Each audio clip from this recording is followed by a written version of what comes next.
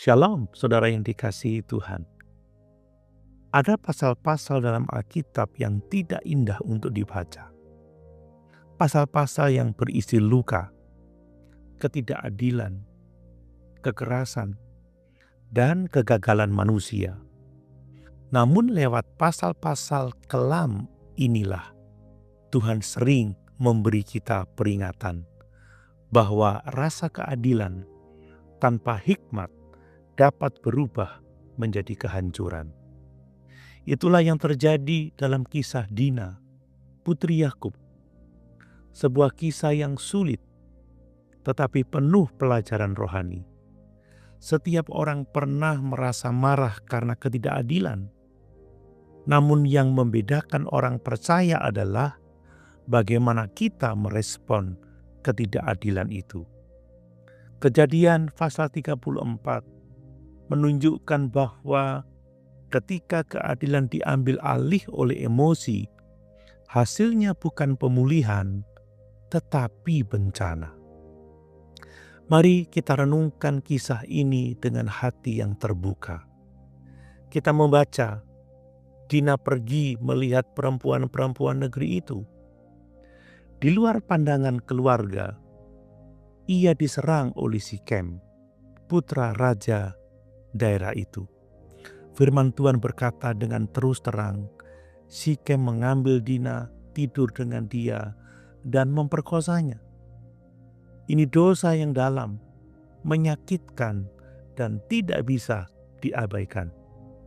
Namun setelah dosa terjadi, kita melihat respons yang sangat berbeda dari masing-masing pihak.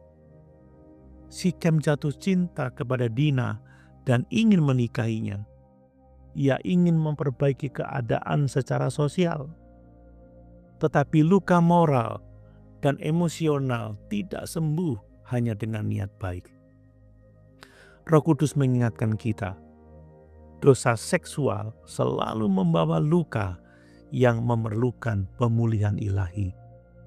Sementara itu, bagaimana Yakub, seorang ayah, menanggapi berita pahit ini? Ayat 5 menunjukkan Yakub memilih diam sampai anak-anaknya datang. Ini bukan sikap pasif. Ini adalah ketenangan seorang pemimpin yang tidak ingin bertindak gegabah. Ada kalanya diam adalah bentuk hikmat. Pemimpin yang dewasa tidak bereaksi dengan emosi, tetapi menimbang dengan bijaksana. Namun ketenangan Yakub kontras dengan reaksi anak-anaknya. Anak-anak Yakub sangat marah dan sakit hati. Kemarahan itu benar, karena dosa memang seharusnya membuat kita marah.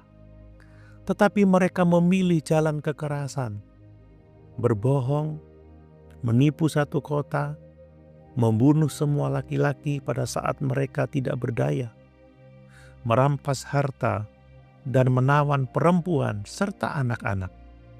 Rasa keadilan berubah menjadi pembalasan yang tidak terkendali. Ini bukan keadilan Tuhan. Ini adalah kemarahan manusia.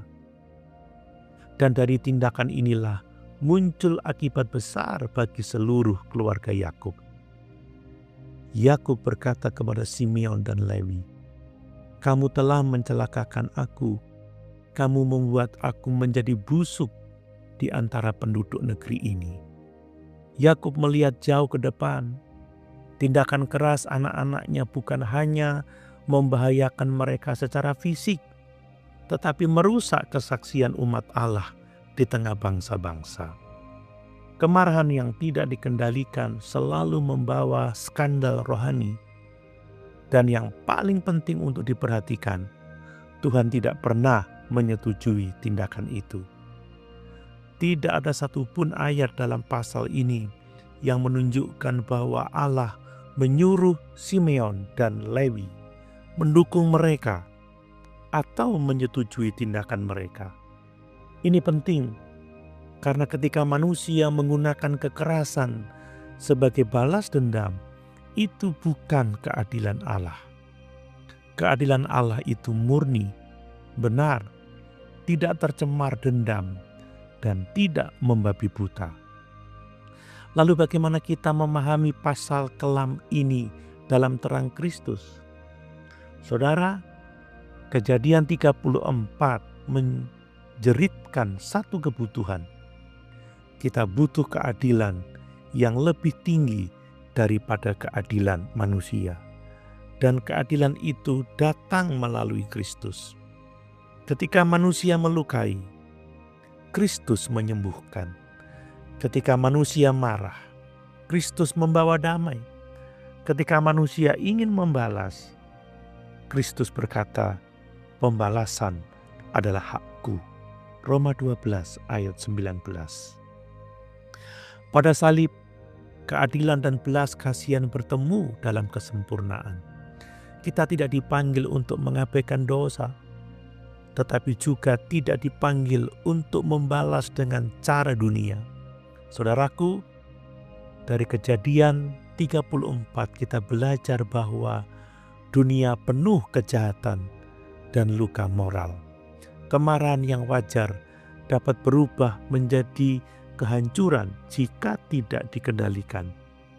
Keadilan manusia sering tercemar emosi.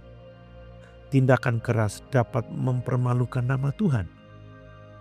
Dan hanya Allah melalui Kristus yang dapat memulihkan luka dengan cara yang benar. Saudaraku, jika engkau pernah terluka atau menyaksikan kejahatan, ingatlah, Tuhan melihat, Tuhan peduli, Tuhan akan bertindak dengan caranya yang kudus. Tugas kita adalah menyerahkan kendali kepadanya dan menjaga hati kita dari kepahitan. Mari kita berdoa.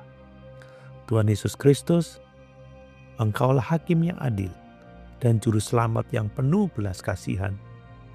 Lindungi hati kami dari kemarahan yang membawa kehancuran.